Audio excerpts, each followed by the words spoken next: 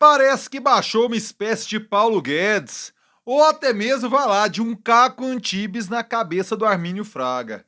Ele veio a público declarar que a solução para as contas brasileiras, veja você, é deixar o salário mínimo sem reajuste real por 6 anos. Sim, a miséria que é o salário mínimo brasileiro ficaria sem reajuste real por 6 anos para equilibrar as contas, em especial da Previdência no Brasil. Como é que é a cabeça dele? Qual que é a sugestão dele? Você pega e reajusta o salário mínimo exclusivamente pelos índices de inflação. E isso seria a estratégia, a panaceia para dar conta do problema fiscal brasileiro que existe. É impressionante como essa rapaziada do mercado só consegue ver solução no lombo do pobre. Olha, é inegável que a gente tem um problema fiscal para resolver, mas sacaneando logo quem recebe salário mínimo, na boa. Cria vergonha, Armínio Fraga. Porque assim, né, cara? O diagnóstico não é errado. Agora, quando se pensa na solução, aí a gente pode fazer 1 milhão de críticas. Porque é inegável que nós temos um problema estrutural de essência demográfica.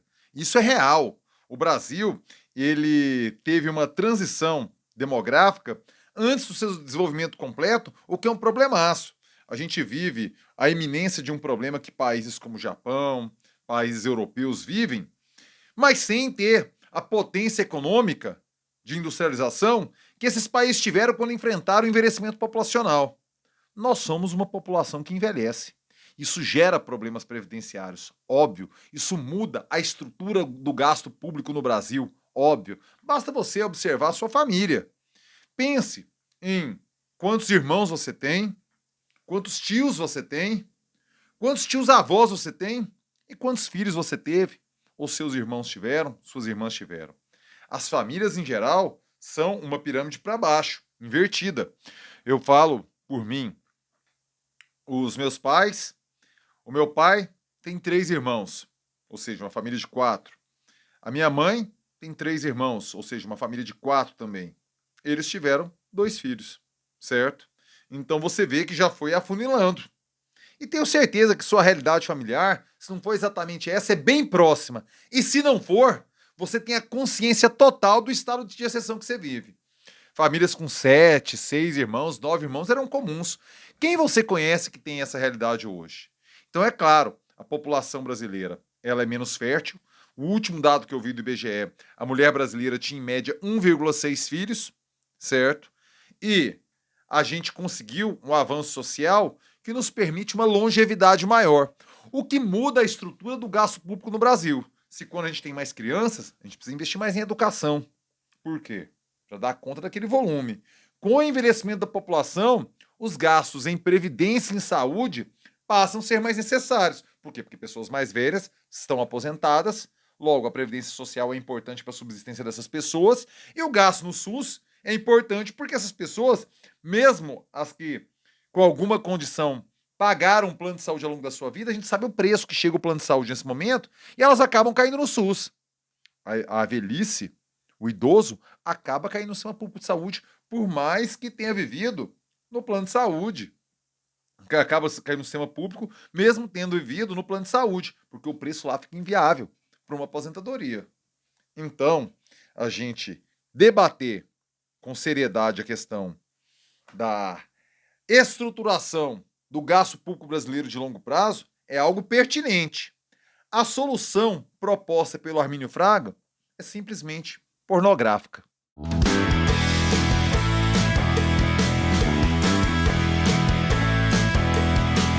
Fala aí, rapaziada, tudo beleza? Bora gravar o vídeo de hoje, terça-feira, dia 15 de abril de 2025. Eu começo na maciota, no sapatinho, convidando você que pinta pela primeira vez aqui no canal, você que é o Por Aqui de Paraquedas, meu filho e minha filha, me deu o prazer, a honra de contar com sua nobre companhia. Por favor, inscreva-se agora aqui no canal. Se inscreva-se agora, clique no sininho, ative as notificações. É desse jeito, é dessa forma que o YouTube lhe avisa quando pinta vídeo novo por aqui, e pinta muito vídeo novo por aqui. Quer me ajudar a garantir a sustentabilidade econômica e financeira do canal? É muito mole, mas principalmente é muito barato. O Clube de Membros na fita, meu filho. O Clube de Membros agora, a partir de três módicos, cretinos, insignificantes, muito, muito, muito baratinho pra você, mas que representam muito, muito, muito pra mim.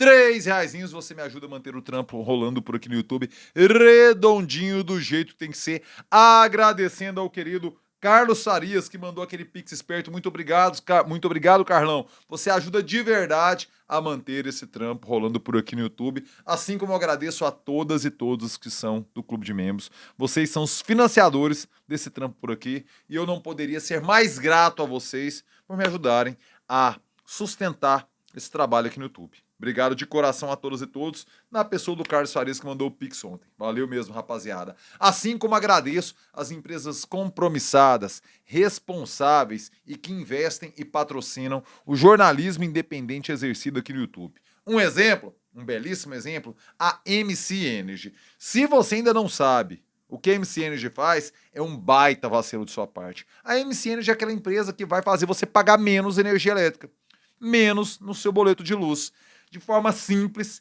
rápida, direto, sem estresse, sem perrengue, sem rolo, sem treta. Como? Crédito solar. Como é que funciona? Eles têm uma indústria que gera uma quantidade abissal de energia solar, injetam isso na rede e ganham créditos junto à concessionária. Eles vão trocar os créditos que já tem pelo seu boleto. E você vai pagar 20% a menos do valor nominal que está no seu boleto de luz. Se está R$ 500, você vai pagar R$ 400. Se tá R$ 1.000, você vai pagar R$ 800. Simples, direto, basta você assinar um papel e pagar menos. Cara, vacilo gigante você não mobilizar isso agora. Organiza aí, cara. É muito fácil para você pagar menos. Olha, o Zap da MC Energy tá aqui na tela. O Instagram deles é o @mcenergy.go, tá aqui na tela também. Manda uma mensagem, manda uma direct agora e resolva esse problema. A MC Energy, meu filho, é energia solar, economia pro seu bolso, iluminando o futuro. Muito obrigado pelo apoio, pelo patrocínio MC Energy. Bora voltar no tema de hoje. Antes de tudo, vamos contextualizar quem é Armínio Fraga e por que eu comparei ao Paulo Guedes lá no início do vídeo. Ele é daquela turma que pensa economia a partir da Zona Sul do Rio de Janeiro, mais especificamente a partir do Leblon. Só que, claro que existem diferenças, nuances entre o Armínio Fraga e o Paulo Guedes. Essas nuances não são desprezíveis. Paulo Guedes, até para essa rapaziada, que o Armínio Fraga era um dos ali da turma, junto com o Gustavo Franco, junto com o Pedro Malan, os formuladores ali da ideia do Plano Real. Só isso já o coloca num patamar muito diferente daquilo que o Paulo Guedes representa, certo? O Armínio Fraga, mas vem da mesma escola de pensamento que a PUC do Rio de Janeiro. Ele foi presidente do Banco Central, certo? Lá durante o governo Fernando Henrique Cardoso, de 99 a 2003, mas precisamente no segundo governo Fernando Henrique Cardoso. Ele era o presidente do Banco Central e fundou a Gávea Investimentos, uma das mais influentes do Brasil, uma empresa que tem renome no mercado financeiro. Então ele é diferente do Paulo Guedes, porque o Paulo Guedes, para essa rapaziada, sempre foi um mitômano. Sempre foi alguém muito carente de reconhecimento e muito invejoso perante essa rapaziada do Plano Real, que, discordando do Armínio Fraga como eu discordo, é inconteste o seu papel na construção de uma política pública das mais exitosas da história do Brasil. O Plano Real não é pouca coisa. E ele estava ali no meio da turma, estava ali no meio da rapaziada. O Paulo Guedes não. O Paulo Guedes estava na turma da rapaziada daqueles que prestaram serviço para a nojenta ditadura do Pinochet no Chile. Então, vamos compreender que o Paulo Guedes almeja aquilo que o Armínio Fraga é. Agora, isso não impede uma visão eivada de demofobia, como Armínio Fraga demonstrou. Ele vai, e o detalhamento do que o Armínio Fraga colocou, está na matéria aqui, muito bem escrita pelo Poder 360, em que vai detalhando essa fala dele, que aconteceu no último sábado, durante a Brasil Conference, que foi realizada lá em Cambridge, nos Estados Unidos, um debate na Universidade de Harvard e lá no MIT, que é a Massachusetts Institute of Technology, em Cambridge, certo? Ele, sempre muito respeitado na academia, diferentemente do Paulo Guedes, é bom que se diga, ele foi lá e falou que o problema da Previdência Social e do serviço público brasileiro é que seria o impedimento maior para uma estruturação de longo prazo do gasto público brasileiro. De fato, é inconteste que o gasto público brasileiro precisa ser controlado. O que a gente debate é como a gente vai sacrificar aqueles que já recebem o menor salário formal do Brasil. Eu acho isso essencialmente uma crueldade. Eu acho que há espaço para você economizar gasto público em outros campos. Por exemplo, isenção fiscal. Ele fala aqui dos subsídios. Hoje, os subsídios custam 7% do PIB brasileiro. E ele disse que lá no final do governo Fernando Henrique Cardoso, quando ele era da equipe econômica do governo, era de 2% a 3%. Então é claro que existe uma distorção. E isenção fiscal pega basicamente a parte do topo da pirâmide social brasileira. Mas qual o problema? Esse topo da pirâmide social brasileira está ultra, hiper representado de forma anabolizada no Congresso Nacional, em detrimento daqueles que são da base. Já não conseguem ter a aderência junto ao parlamentar como tem um topo da pirâmide. Por que o PERSE fica? Aquele programa lá de incentivo às empresas que não tem a menor explicação. Por que você consegue colocar até hoje esse subsídio à Zona Franca de Manaus e você não consegue tirar ele de lá? Por que a gente consegue negociações muito benéficas, por exemplo, o setor do agro em relação ao imposto, que eles pagam muito menos imposto do que a proporção que colaboram para o PIB brasileiro? Disputa política. Então é fácil pegar o salário mínimo, porque a tiazinha, o tiozinho, eles não têm a força junto ao parlamentar que tem o grandão do agro, o grandão da indústria, o grandão do serviço. Simples assim.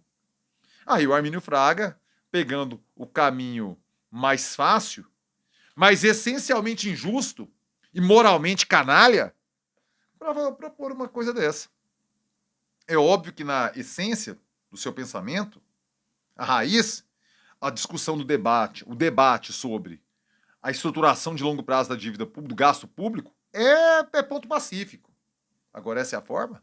A gente vai ter que pensar na reforma da Previdência, não tem a menor dúvida disso, pela perspectiva demográfica. Eu falei lá no início do vídeo. Nosso envelhecimento vai fazer que a gente mude isso aí. Tem que trabalhar mais alguns anos, tudo. Fique pronto para isso, cara.